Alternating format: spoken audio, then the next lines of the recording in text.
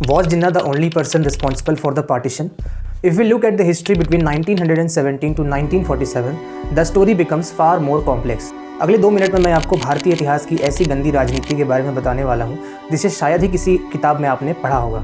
कहानी की शुरुआत होती है 1916 से लखनऊ पैक्ट। मुस्लिम्स की जो मांग थी सेंट्रल लेजिस्लेटिव असेंबली में 1/3 रिप्रेजेंटेशन की, वो इस पैक्ट के थ्रू इंडियन नेशनल कांग्रेस ने मान ली। साथ ही साथ में सेपरेट इलेक्टोरेट की जो मांग है वो भी इंडियन नेशनल कांग्रेस ने मान ली थी मुस्लिम्स के लिए। 1916-1917 तक तो हमें क्लियर है कि जिन्ना किसी सेपरेट पाकिस्तान की डिमांड नहीं कर रहे थे। He was just negotiating the Hindu Muslim unity. But 1927 की नेहरू रिपोर्ट ने सब कुछ बदल कर रख दिया। 1927 की नेहरू रिपोर्ट मोतीलाल नेहरू के अंडर में बनाई गई थी। इस रिपोर्ट में जो भी एश्योरेंस लखनऊ पैक्ट के समय मुस्लिम्स को दिया गया था वो सारी की सारी चीज़ें खारिज कर दी गई। सेपरेट इलेक्टोरेट की जगह उन्हें जॉइंट इलेक्टोरेट का ऑफर दिया गया। इसके बाद 1929 में जिन्ना ने अपने 14 पॉइंट्स दिए जिसमें उन्होंने 1/3 Muslim representation in the centre as well as separate electorate को तो रखा ही, इसके साथ ही बहुत सारे एडिशनल प्रोविजंस भी मुस्लिम्स के लिए जोड़ दिए जो कि कांग्रेस ने एक्सेप्ट करने से पूरी तरह से मना कर दिया। तो 1929 तक भी जिन्ना सिर्फ और सिर्फ पावर शेयरिंग पर ध्यान दे रहे थे। अब तक भी उन्होंने किसी भी तरह की पाकिस्तान की डिमांड नहीं की थी। बट 1937 के provincial elections they prove to be a major break.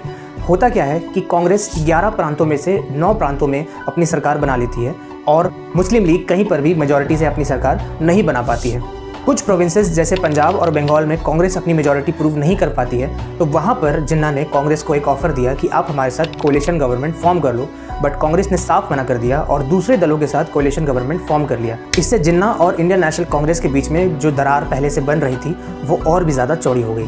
1937 के इलेक्शंस के बाद जिन्ना ने अपनी स्ट्रेटजी पूरी तरह से बदल दी। उन्होंने मुस्लिम लीग को रीऑर्गेनाइज किया और लीग को इस तरह से प्रेजेंट किया कि जो इंडियन मुस्लिम्स की जो एकमात्र आवाज़ है वो कांग्रेस नहीं है, वो मुस्लिम लीग है। साथ ही साथ में उन्होंने कम्युनल मोबिलाइजेशन करना भी शुरू कर दिया, भड़काऊ भाषण देने शुरू कर दिए और 1940 में जाकर हमें सबसे पहली बार एक लाहौर रेजोल्यूशन देखने को मिलता है जिसमें जिन्ना ने सबसे पहली बार एक सेपरेट स्टेट की मांग की थी फॉर द मुस्लिम्स और साथ ही साथ में एक नारा भी दिया था, लेकर रहेंगे पाकिस्तान, लड़कर लेंगे पाकिस्तान।